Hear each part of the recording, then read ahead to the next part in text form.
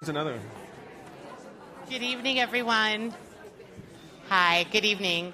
Welcome to our program tonight, Does America Need a New Party?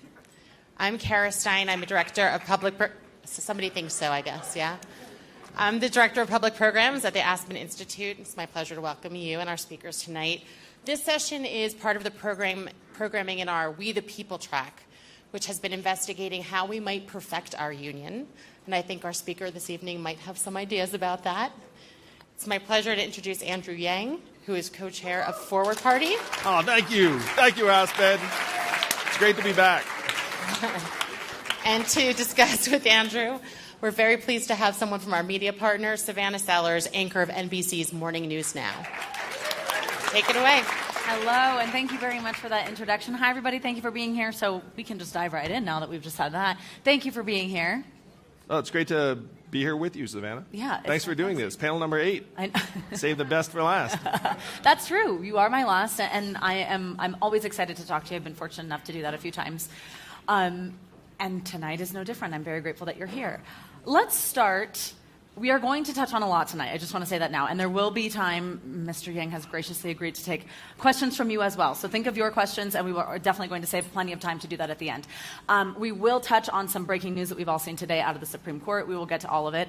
But I want to start kind of focused on the premise of this panel in terms of America needing a third party. And what I have loved in talking to you, whether it is in front of people, whether it's for television or whether it's on the phone prior to doing one of these, is how candid you are. And the last time that we spoke, you said to me, very frankly, after you had ran for president, you had a terrible view of American politics and you essentially had a bad time. And you pointed out the fact that most Americans don't have the chance to know what it's like to run for president, and that you have a lot of anecdotes about why it was so terrible. I want to start with what that time was like and what propelled you to come out of it and think, okay, forward is what I'm going to do. Well, thanks, Savannah. I had a great time running for president. I want to make that clear. And grateful for all the support that I got on the trail. I was an unlikely candidate, and I will confess to you all, I didn't actually expect to be president. It's true. My goal was to try and prepare our country for the most profound economic transformation of our time, which was going to accelerate the displacement of many Americans. In my view, the reason why Trump became our president in 2016, we all remember that night. The reactions you all had, I had a similar reaction. Not all, most of you, let's say. But I thought, wow, what does this mean? And to me, it was a reaction to the fact that we'd eliminated 4 million manufacturing jobs that were based in Michigan, Ohio, Wisconsin, Pennsylvania, all the Midwestern swing states that Trump needed to win and did win.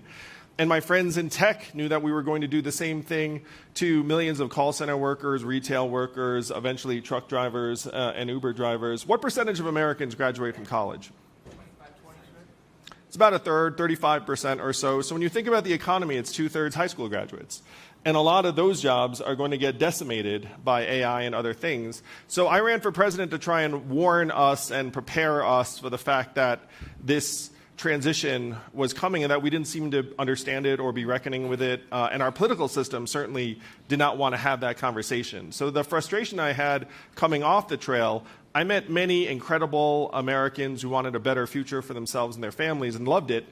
But I still knew that our institutions were not meaningfully grappling with the reason I ran.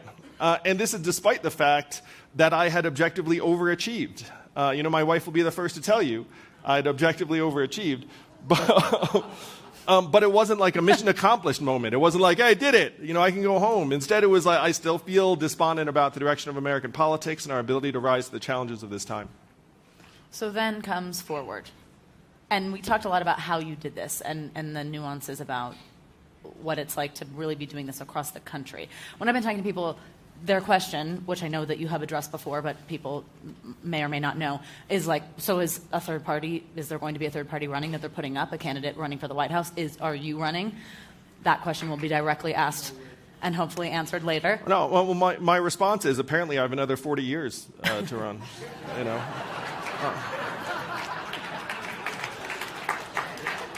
Let's cut to that.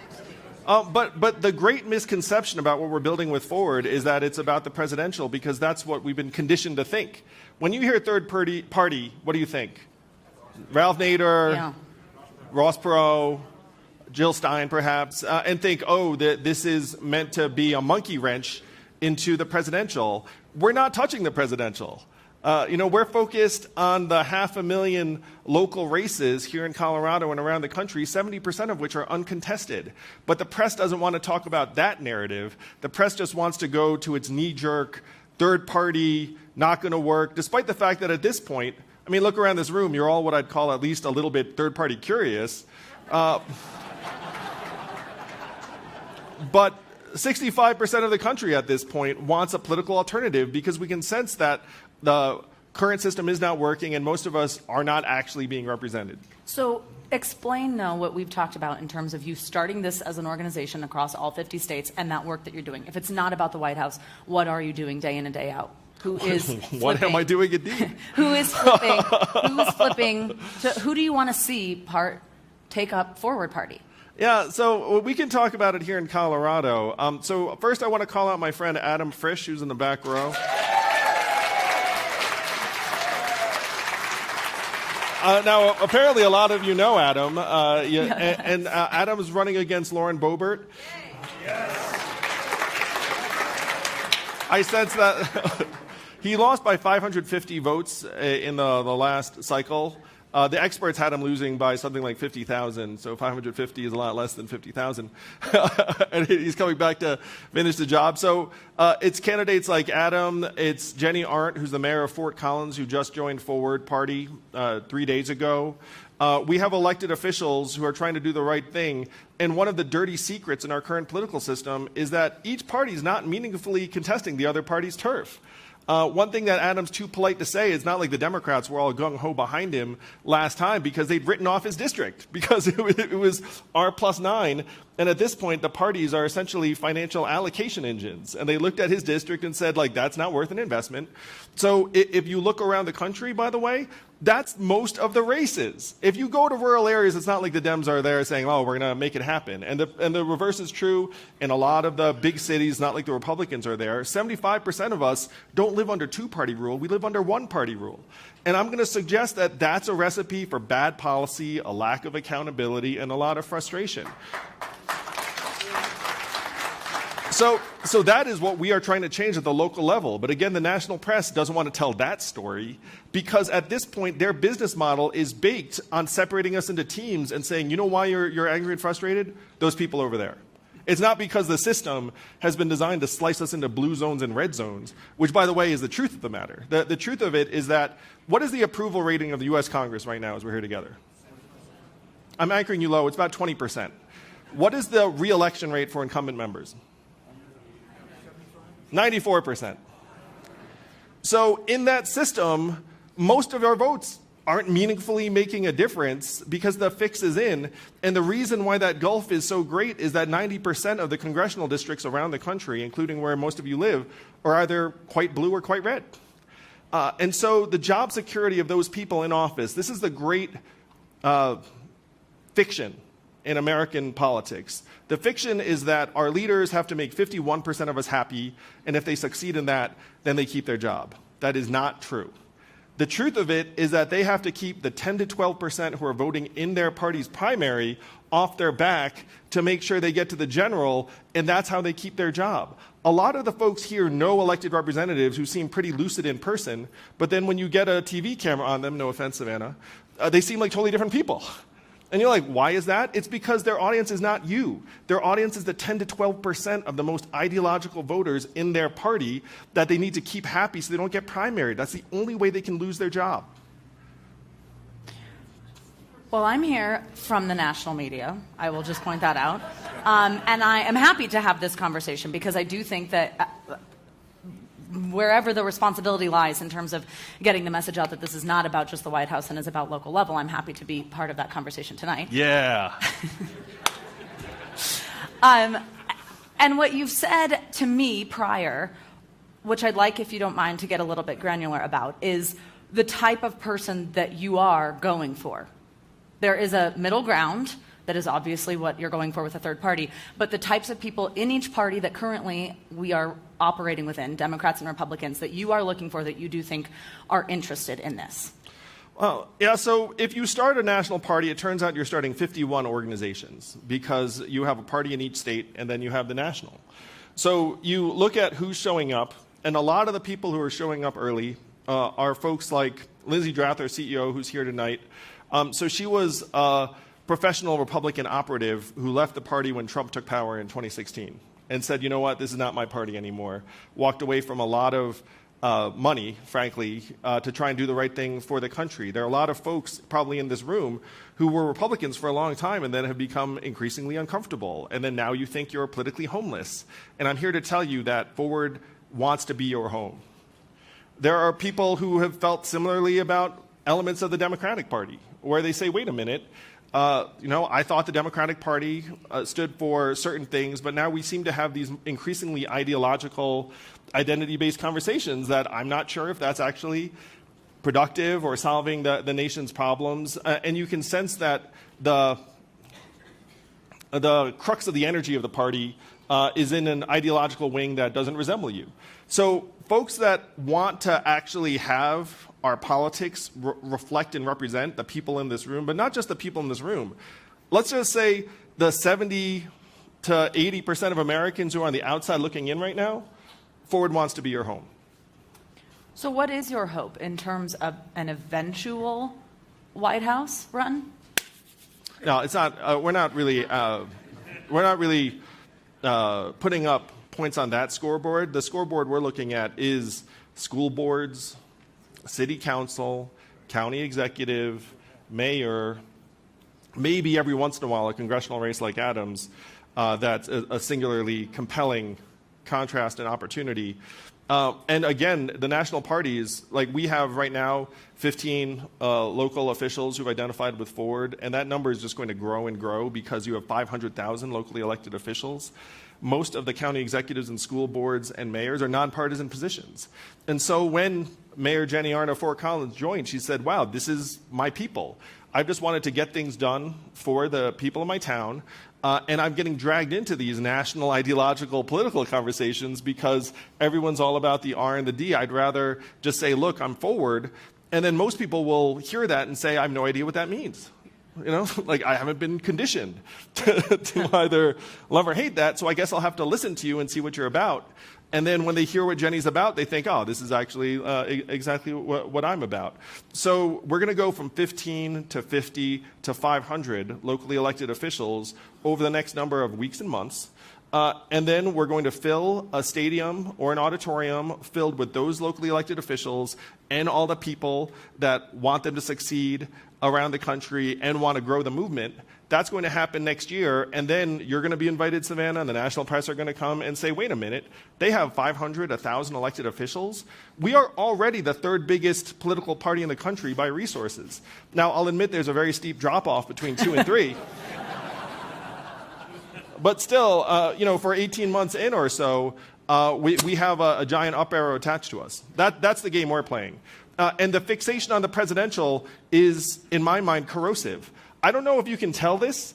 I do not care. Like, I was running for president. I didn't care if I became president. Like, I just want the country to be in a great position to address the challenges of this time so that my kids and your kids can grow up in a place we're still proud of. Like that strikes me as a pretty good mission. And that's what Forward's dedicated to. All of the national attention is on the presidential, and I understand why. We're in a tough spot, but that is not at all what we're doing at Forward. But to quote from the FAQ section of your website, Forward Parties, you specifically reference wanting to have stop this voting for the lesser of two evils. Yeah, I do. Yeah, I read the website, so. yeah. Totally.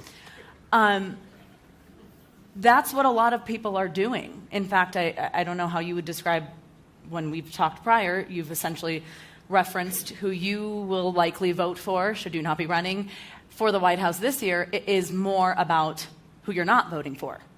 Yeah, and that's the disease we're trying to cure with Forward. Imagine this. There are two people on the ballot, and you like them both so much that you're having trouble deciding between them.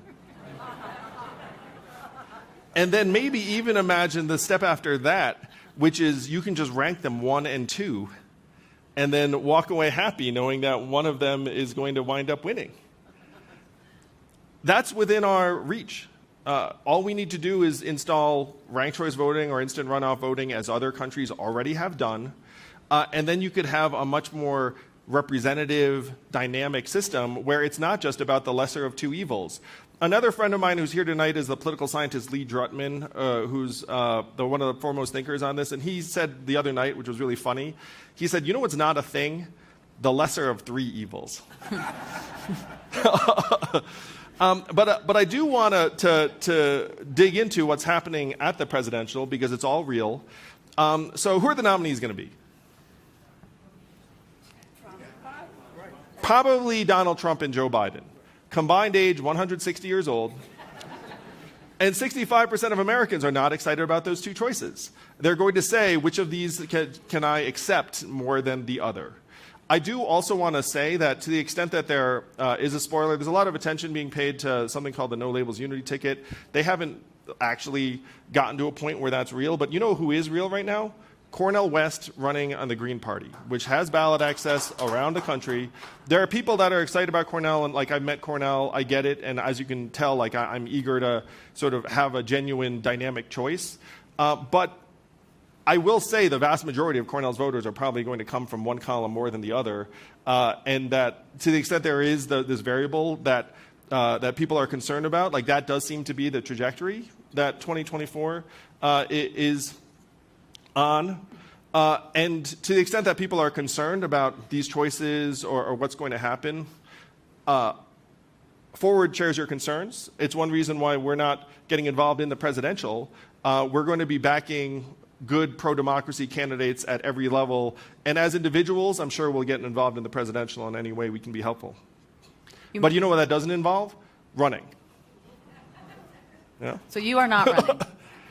Again, I've got 40 years, but I do not see myself running in this cycle because I'm a math guy, and the math says that if I run, I probably increase the chances of Trump winning, and that is the opposite of what I'm here to do.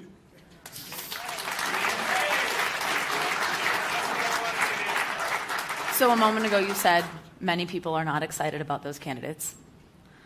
How do you feel about the two candidates? Let's start with who you've just name-checked. Well, I would say that I feel the way many of you do, which is I wish we had better choices. The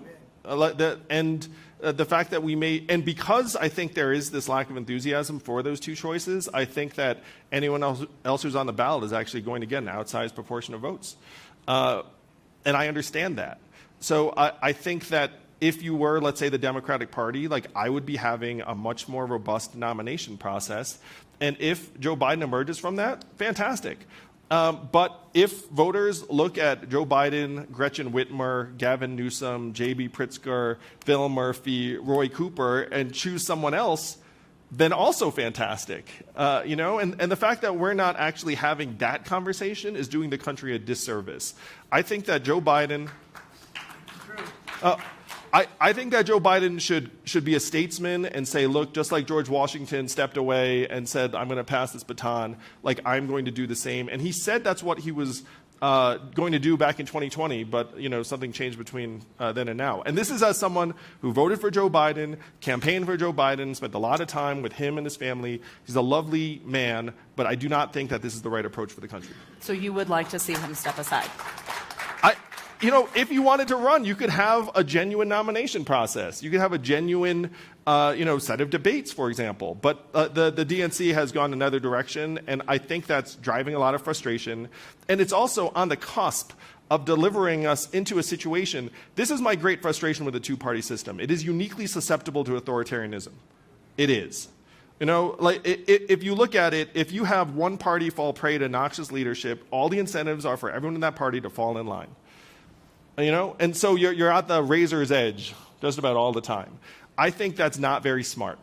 I think that if you were to have, let's say, even 3 players in the system, and then Forward had, 5 to 10% in the middle, much more resistant to authoritarianism.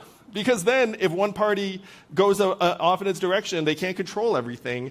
And then there's also a place for folks to go and say, look, I'm not down with this.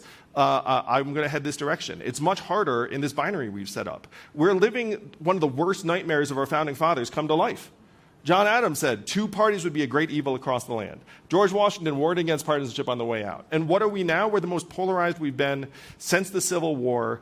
And the way out of this is not doubling down on partisanship and polarization. It's trying to get us to see ourselves as Americans, country over party, and say the $8 billion, the $10 billion we're going to spend beating each other up in 2024, maybe we should spend some of that fixing the incentives of the system, moving to something like ranked choice voting, moving to nonpartisan open primaries, which would actually reconnect people to policy. All of that, and all of that is what Forward is working on. I will admit to you all, that is getting a sliver of a sliver of a sliver of what it should be getting.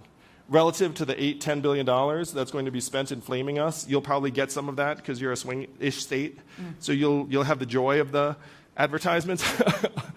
But then I say to folks, look, we're going to spend $10 billion beating each other up. How much are we going to spend the next day pulling us back together? So I had planned to ask several questions about the president's mental competency, his age, your concerns with that, but it sounds like you're telling me just that you would like to see him step out of this. Just let me put a fine point on that. Yeah, I think it's the right thing for the country. I do. In the wake of that, anyone that you would support specifically? Well, I listed 5 governors, all of whom I think are well positioned to be the next nominee of the Democratic Party, and I think there should be a robust process and let the party decide.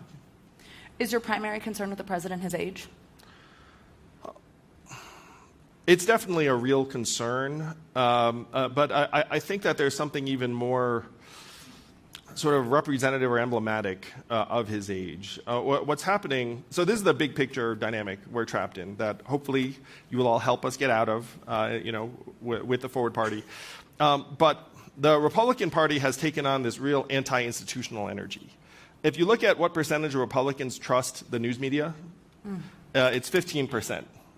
And so if you're in the Republican Party, if you run against the news media, it's a very winning strategy, fake news, et cetera, et cetera. The Democrats, it's more or less the reverse, where 69% have a high trust in media.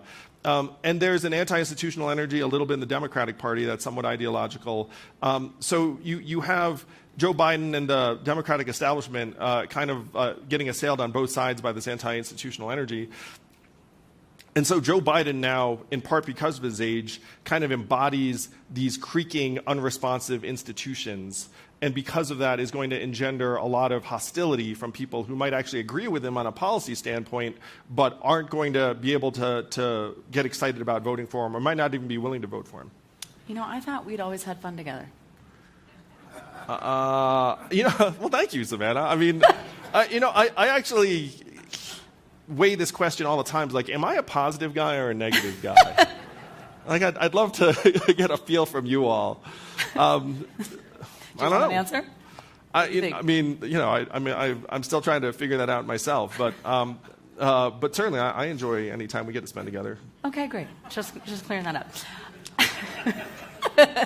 So I hear you when you express concern about the national media's focus and lack thereof on down-ballot races and simply focusing on the run for the White House. But when we are still having as robust a conversation as we are right now about the race for the White House, seeming like there is a good chance it turns into voting for the lesser of two evils, in that context, what is your hope for how Forward Party can play in the future? Maybe it's election cycles down the road. Yeah.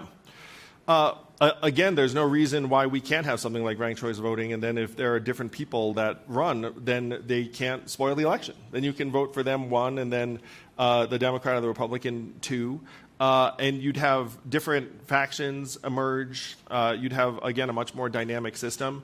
There's nothing stopping us from doing this. Other countries have already moved to ranked choice voting for national elections. They've seen it reduce polarization. It's better for women and minority candidates, by the way, for those of you who value the fact that we can actually make our system a bit more representative. And we're not having these conversations at all in the U.S. Again, we are riding this creaking infrastructure that people are losing confidence in. And what Forward is about is trying to modernize it so that it will stand the test of time.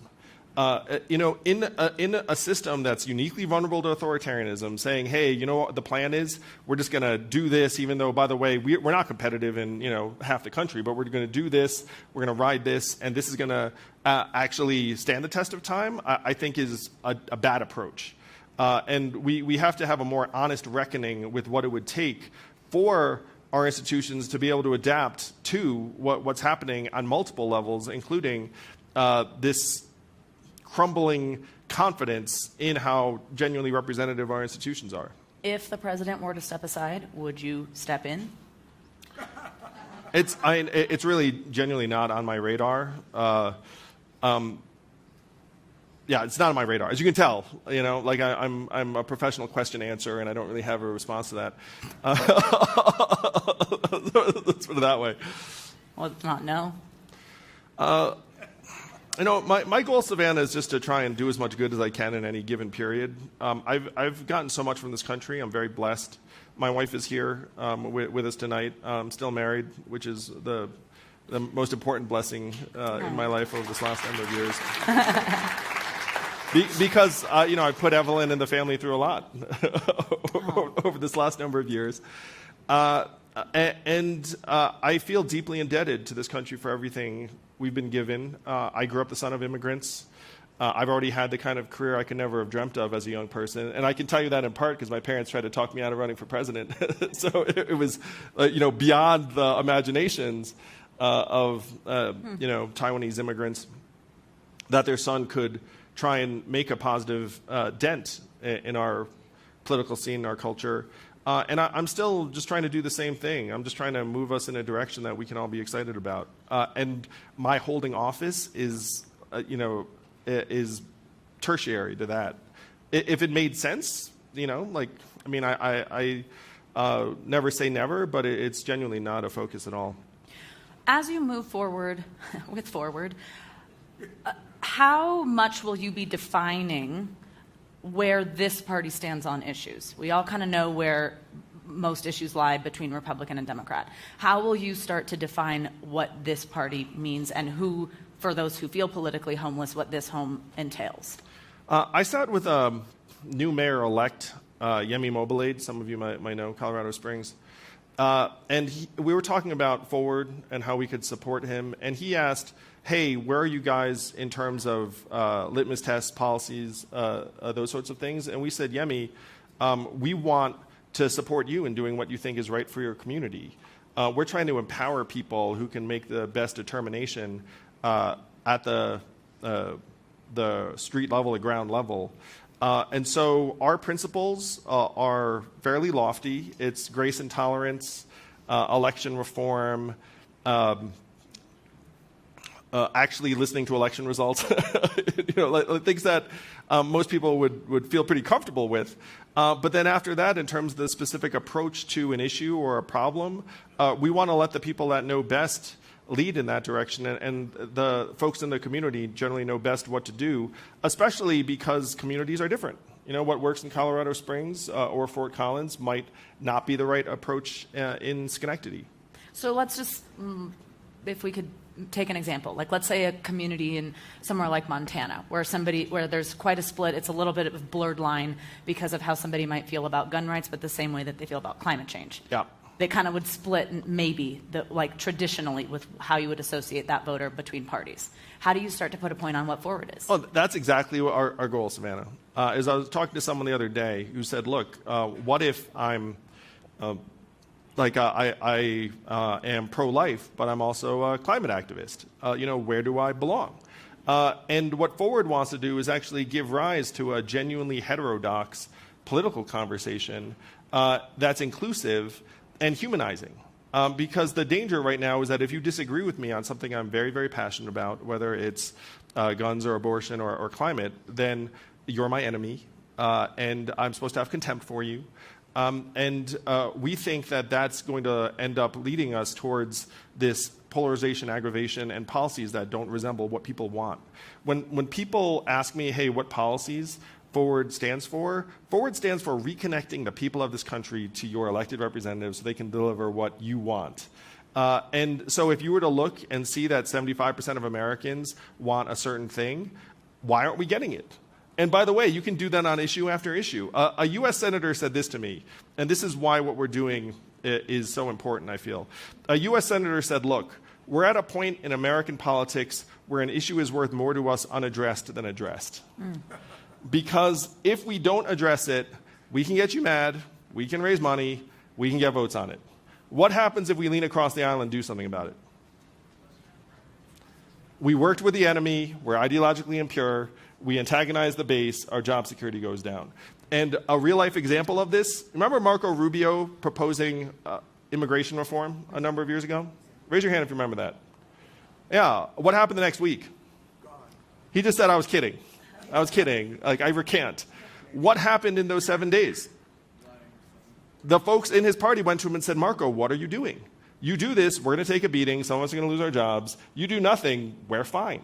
So you can put immigration in that bucket, but you can also put climate in that bucket. You can put homelessness in that bucket. You can put education in that bucket. You can put democracy reform in that bucket. You can put AI in that bucket. You know, so people asked me yesterday, why aren't we making progress on AI? And I said the reason is that good policy has absolutely nothing to do with whether people are winning politically. They can do nothing, as they did on social media over the last 2 decades, to the detriment of our society, our democracy, and our kids' mental health. Zero political cost. There is zero political cost to them issuing bad policy or no policy. So that's why I fear that we're going to be witness to many new things that AI engenders, some of which are great, but some of which are going to be terrible, in large part because our government is going to be behind the curve. The point of this conversation is the party, but I have to ask just since you brought it up, and I know because we've talked about this, and yeah, I know we've got like checking the clock. No. This is actually going really well. Yeah. In the sense that I feel like we're having a great conversation, covering a lot of ground, and I'm not like 30 seconds or something. Yeah, no, it's great. See, aren't you happy I'm here from the national media? Look. So, just kidding. We'll get to audience questions soon. But I do want to ask you, since you just said it, and it's obviously, if you guys have been attending panels this week, a huge conversation at Aspen Ideas Festival, as it is with everyone, AI. Just briefly, what would you like to see happen in terms of AI regulation? People look to you in this realm. There should be a dedicated federal agency that focuses solely on AI. There should be licenses for models that are going to be used by more than, let's say, 1 million people, which is, by the way, a very, very small number because most of these models are now being used by tens of millions of people very quickly. And we're just all being lab rats and guinea pigs in real time. That doesn't seem very smart. I think there should be a cabinet secretary dedicated to this, and then there should be a global AI body. You can't get everyone on board, but you can definitely get the EU on board. You can get some people on board, and you start to make strides and maybe even put some pressure on the folks who are going to want to be outside of this global system. These are all steps that, it's not just me calling for. Folks like Tristan Harris and Gary Marcus and others are calling for them, and we should be doing these things yesterday. The problem is that if you go and look at what's happening in Congress, there are a half a dozen different proposals, half a dozen different approaches, not sure which one's going to prevail. Meanwhile, these models are just getting stronger and stronger every single moment. Do you see, I'm only asking because you mentioned Tristan, who I've spoken with a lot, what is the worst case scenario, do you think, with AI? So I was with my hairstylist, who's a very positive person, and I was talking about this. You can judge her work.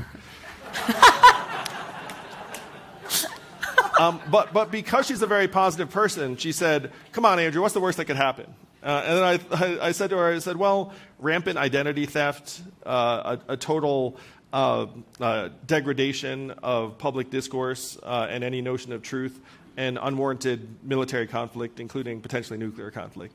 And then she heard that list and was like, wow, that's actually pretty bad. And I was like, yeah, that's pretty bad. And those are relatively predictable, given where the models are now. Those aren't even the science fiction, artificial general intelligence, like species-threatening things. Those are just bad actors taking current tools and just doing things with them that would be destructive. Today you tweeted out a live blog from a different national media news organization. By the way, NBC News is a great one during big breaking news events. Following, as we got several Supreme Court decisions today, but of course the big news being affirmative action. You've spoken on this in the past, but what do you think about what happened today? What's your reaction? Yeah, I think that these racialized zero-sum games are not the right conversations. And this is what I wanted to put out, but because this is such like a textured, nuanced conversation, I was like, yeah, I'll keep it to myself. But Harvard's endowment is $53 billion. They could double the endowments of all of the top 10 HBCUs next year on interest alone if they chose to do so.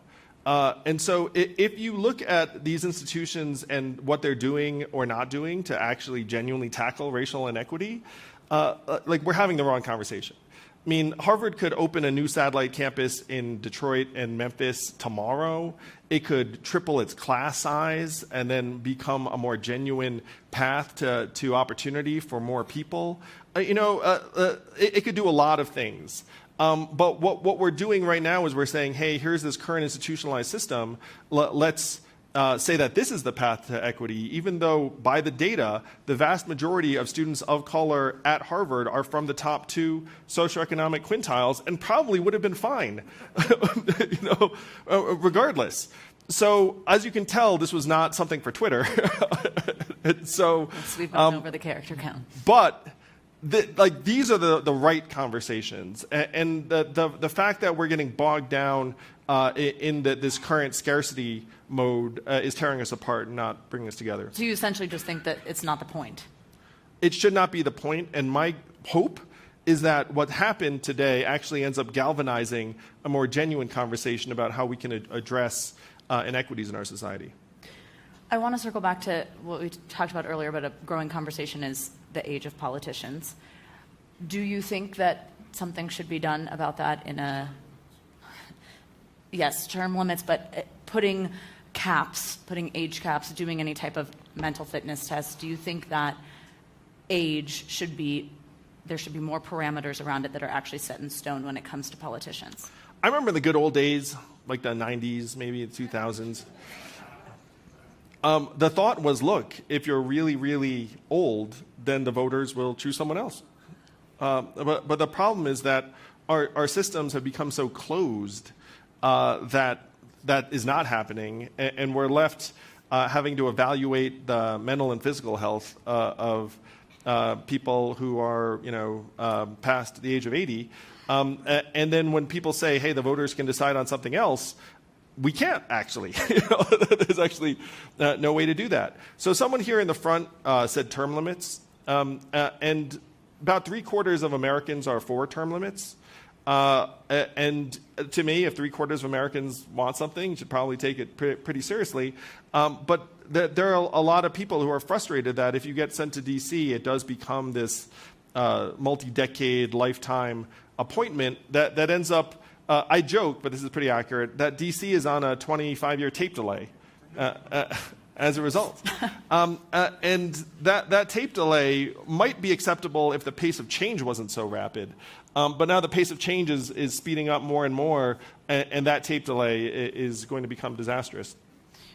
What responsibility do you see with young people getting into politics? What would you like to see in order to make sort of a sea change even possible? All right, Savannah, I know where this is going. All right, so, and this is, again, all right. If you look at the numbers, young people are not pumped about the two-party system or other major parties, but they're also not that pumped about democracy, unfortunately. And if you say to them, hey, you got to get out and vote, you got to do these things, a lot of them, tune out. But here's the tough truth of it, is that in most of these environments, they actually have a point. They've been put in situations where, again, 70% of local races, uncontested, uncompetitive, 90% of the districts are decided ahead of time in terms of which party is going to win. So then if you go to the young person and be like, hey, vote, vote, vote, they'll be like, look, my vote's not going to matter. And then if you look at our system, you'd be like, wow, they actually might have something there. So what we need to do for young people is we're going to make your vote matter for real. And then we need your help. We need your help in a very, very real way. Now, at the national level, will youth turnout make a difference in some of the biggest race we're talking about? Yes, it will, though even in this presidential that we're all fixated on, there are only 8 states that are going to matter. You know, like in 42 states, if you say get out and vote, they could legitimately say to you, my vote will not make a difference, and they would not be incorrect. So, so what we want for young people, I love it when young people run. Like I want them to run.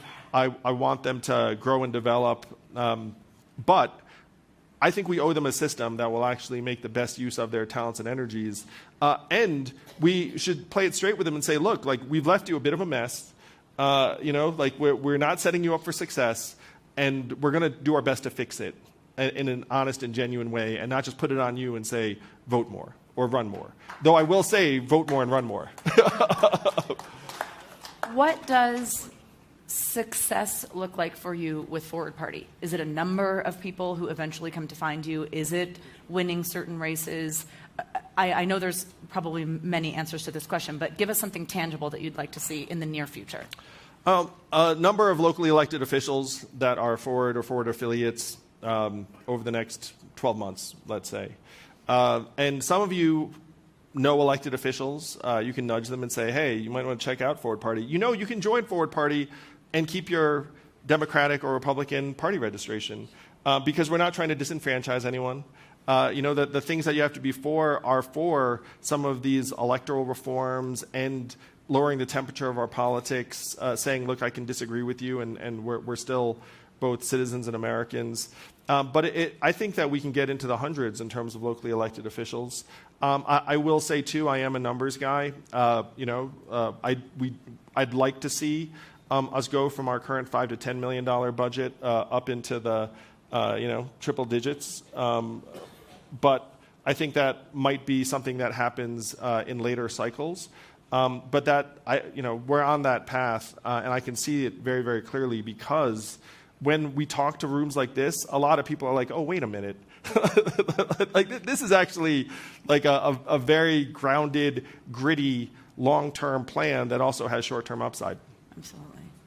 All right. How about some audience questions? You game? Yeah, of course. Right. Well, let's wait for microphones to get to you. Just raise your hands high once I get to the next one. Could I have your response to whether or not the Electoral College is a reasonable and fair way to elect a president? So the question was about the Electoral College. Here's my proposal for the Electoral College. I hope you guys are into it. So there are some people that say, hey, we should get rid of the Electoral College and just go to the popular vote. The problem is you'd have to get all the rural states to vote for that, and it's going to weaken their clout and power. It's a non-starter, and you would need a constitutional amendment to get there. So what do? Instead of saying, let's abolish the Electoral College, which in my opinion is a non-starter, we should say states should allocate their electors proportionally to the proportion of the vote that the candidate gets in their state. And one of the virtues of this, one, you can get all the states on board because you're like, wait a minute, that actually helps me. And if you were a presidential candidate, you might go to states that are not Nevada, Arizona, Georgia, Wisconsin, Pennsylvania. New Hampshire. You're right. I mean, why should the 8 swing states get all the love? Don't you also want to, you know, see a presidential candidate every once in a while and not asking you for money? Because we're in Aspen. I know they come and ask you for money, regardless. So that's a reform that would empower most of the states, and you could actually imagine a path to a constitutional amendment. I saw a hand right over here. Also, I've got a clever way to get term limits done. Okay. Term limits, but current lawmakers are exempt. Right? And then they can just hang out forever and be like, hey, look, we reformed. Right? It's like cost-free. So, Andrew, I loved your book, Forward. Thank you for writing it. So my question is about the fair use doctrine and its contribution to polarization, in that fair use doctrine only covers the airwaves and not cable and internet. Therefore, there's a kind of a race to the bottom and clickbait, and it's contributing to polarization. So how do we reverse that trend in the media, which is driving people apart? Oh, thanks for the question. All right. So, sorry to Savannah. We're going to talk about the media again. I just took a sip. So you have political incentives that are dragging both parties to their extremes because of the ideological voters. And then you have news media separating us into teams and tribes. And then you have social media pouring gasoline on the whole thing.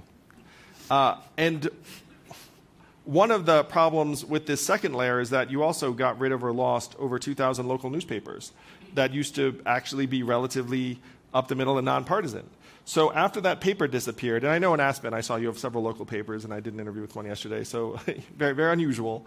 But if you get rid of the local paper, what takes its place? Cable news and social media.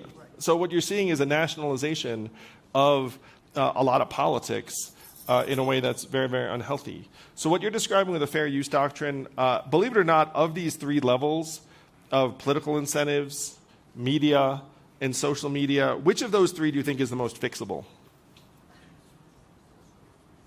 Believe it or not, by the numbers, it's our political system. And I'm going to walk you through why that is. How many of you know who Mary Peltola is? If you don't have your hand up, congratulations. You're not a political junkie. You're probably happier. But Mary Peltola was the state legislator in Alaska who defeated Sarah Palin in the last cycle. And she did that in large part because Alaska got rid of their party primaries in 2020.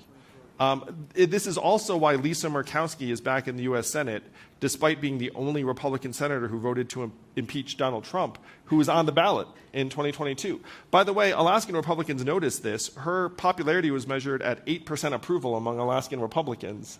So how could she actually win? They got rid of the Republican primary in 2020. So you have Sarah Palin out, Mary Peltola in, Lisa Murkowski back. By the way, of the 10 Republican House members who voted to impeach Trump, how many of it made it back through the primaries? 2. And among the 8 that did not make it, Liz Cheney, Adam Kinzinger, Peter Meyer, Anthony Gonzalez, some of the, frankly, the best patriots of that cohort. But you have a system where 94% of incumbents come back and then 80% of the House members who voted to impeach Trump got wiped out. The only 2 that made it back were in Washington State, where they had a top 2 primary system, and it was similar to Alaska. How much did it cost to get rid of the party primaries in Alaska? $6 million. The best bargain you can imagine. I mean, imagine if Sarah Palin was back on our TV screens. You know, we're all 2 IQ points dumber and like one, you know, one. So now Alaska is a cheap state in terms of the getting rid of the primaries. Nevada, ballot initiative, get rid of the party primaries, $17 million, and it won 53-47, even though both parties came out against it. So this is a very long way of saying how do you get to changing fair use and other rules is you have to amend our political system to get better policy. The price tag in terms of mending our politics, getting rid of the control of the extremes, believe it or not, I'm going to estimate that cost at about $200 million in a system that $8 to $10 billion is going to get spent beating us up. And how do I get to $200 million? That's running 10 ballot initiatives in different states with a success rate of 50%. So you might have 10 U.S. senators who are free of their primaries. And think about how more lucid they would be the next day. Senators have gone up to Lisa Murkowski on the floor of the U.S. Senate and said, we envy you so much you don't have primaries anymore. So if you get 10 senators who are free to do the right thing, you might save democracy, and then they might make progress on the media layer and the social media layer. Believe it or not, of these 3 things, I get frustrated when people talk about, oh, we're going to fix media. We're going to fix social media. It's like, you know what? We're not going to fix media or social media unless you fix government. And believe it or not, that is actually the easiest of the 3.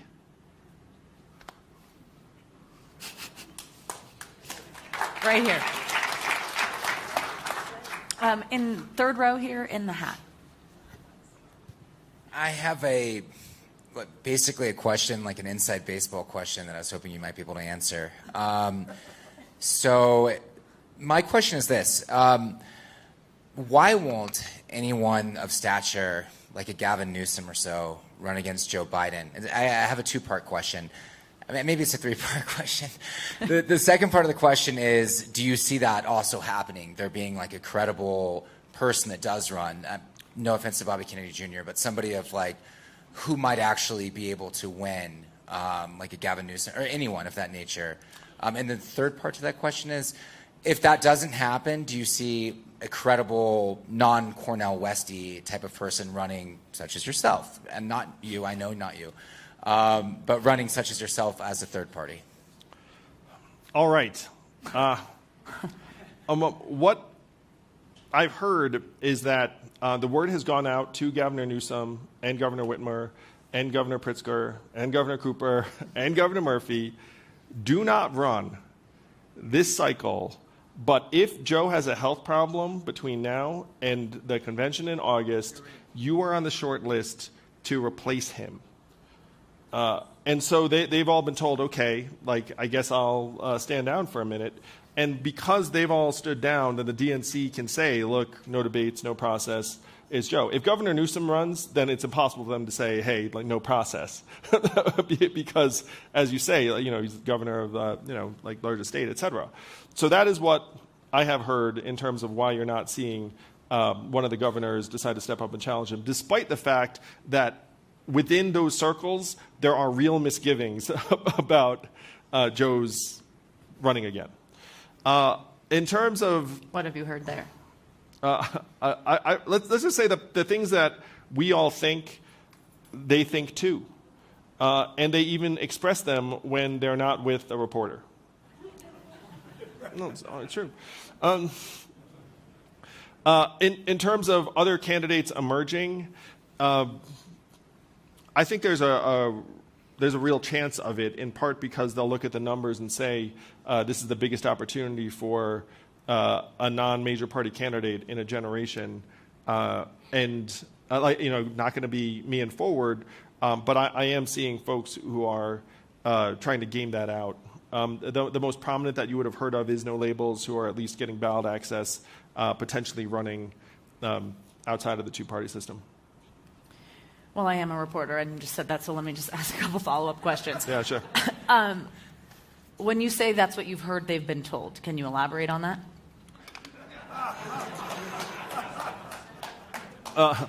Someone who's within them within the party said to me over drinks in Washington D.C., "Hey, this is what I'm hearing from various people that are close to one or another governor." And when you say they express misgivings, anything to add there? No. They're having the same conversations that many other Americans are. Thank you very much. I've seen that hand in the back over there for a while. So, love the ranked choice voting and everything, but that restoring reproductive rights was voted for in the House and in the Senate with virtually every Democrat. It lost by 2 votes in the Senate because of a Republican filibuster. The same thing for voting rights, the same thing for background checks. Wouldn't we be better off if we just elected more Democrats instead of having a third-party candidate?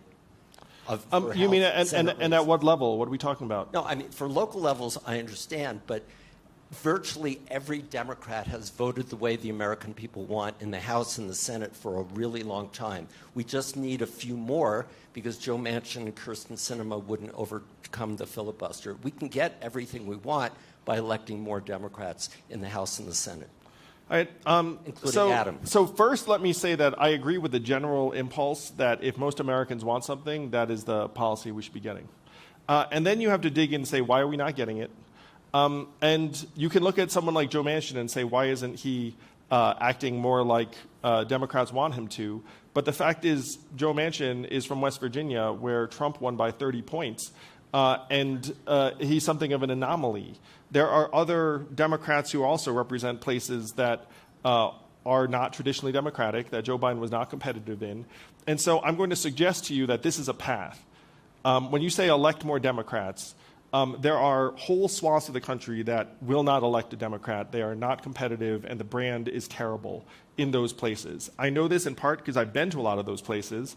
And when I was running for president as a Democrat, they would say, hey, running for president? Say yes. What party? Democrat. And they would go, oh, they'd like flinch, like I just turned a color.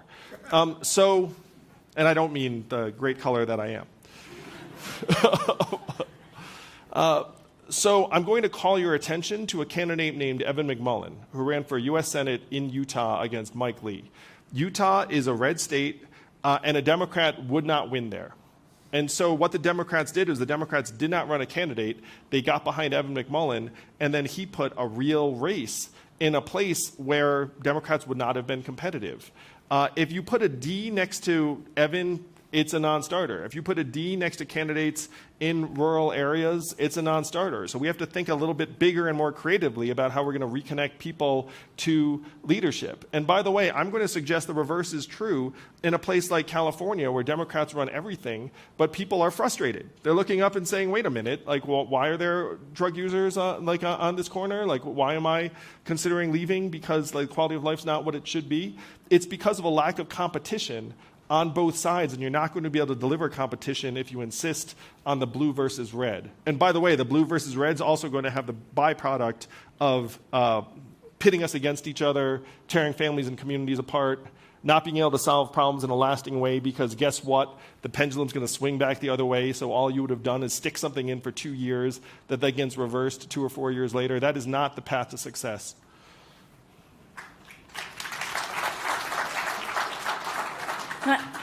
I'll go right here, and then I'll get some on this side of the room, and we've got just a few minutes left. Right here. Hi.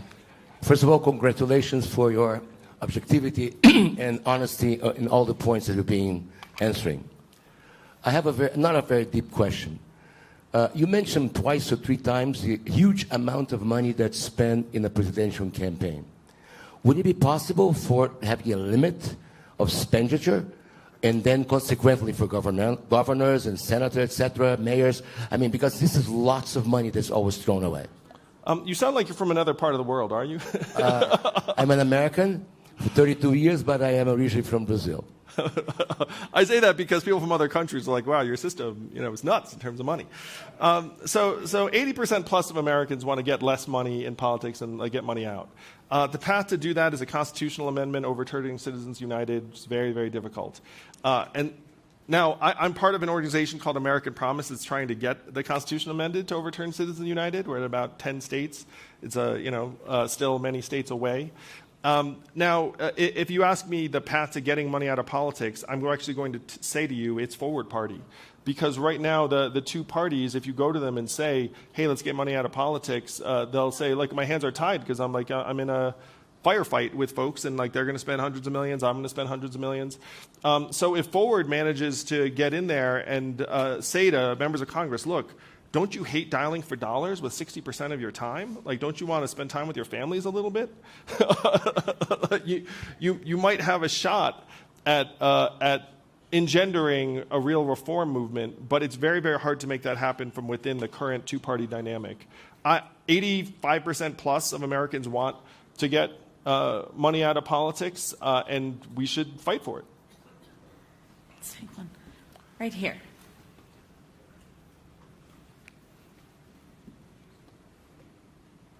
Hi, thank you for being here this evening. I just want to follow up on something I asked you last night.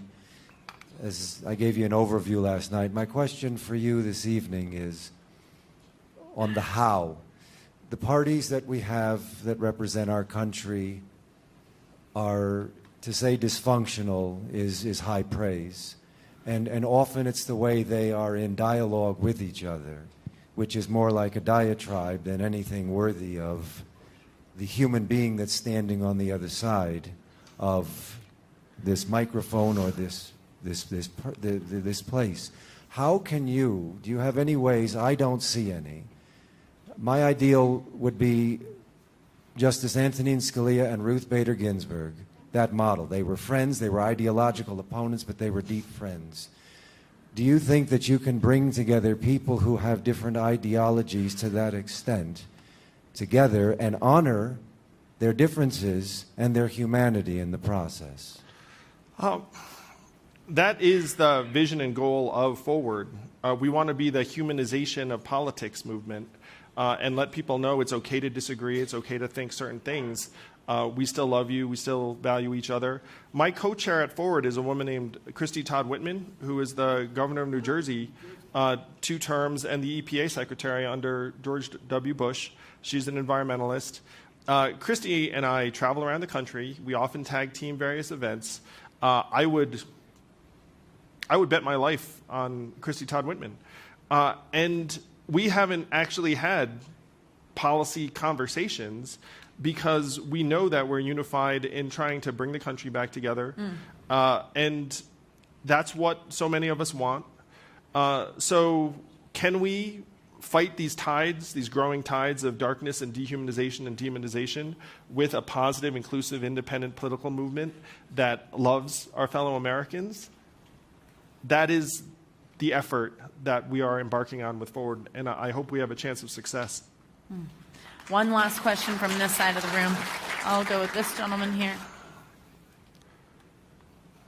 What do you think of the chances of getting ranked voting through, or a ranked vote? Oh, ranked choice voting? So ranked choice voting was just approved in Fort Collins. It's going to be considered in Denver. There are dozens of cities that are now considering it. It just got issued in Oregon statewide. So if it gets approved, then every election, including federal, will be ranked choice voting in Oregon. In Colorado, it's been signed off on for municipalities, but not statewide. It is sweeping the country. If you imagine even here in Colorado, if Denver used it and Fort Collins and these other cities, then it's normalized. Everyone, by the way, after you use ranked choice voting, you're like, oh, I get it, and now I love it. Because people have to listen to me, even if my first choice is another candidate. It rewards positive campaigning because if I trash you, then we both look kind of bad. The third person does better. If you're a woman who's naturally a coalition builder, you think, oh, like this actually is my kind of environment. So there's a real wave for ranked choice voting around the country. And if you want to help make ranked choice voting happen, join Forward, because what we're doing is marching around the country, place to place, town by town, and saying this is the way that we can take the temperature down in our politics and deliver solutions to the American people. Mr. Andrew Yang, always a blast. Thank you very Aspen. much. Thank you, Savannah. Appreciate the heck out of you. Thank you. You were great. Thank you all. Great questions.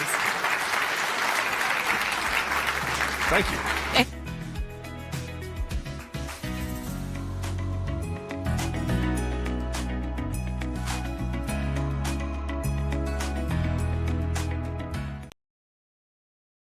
Thanks for watching our YouTube channel. Follow today's top stories and breaking news by downloading the NBC News app.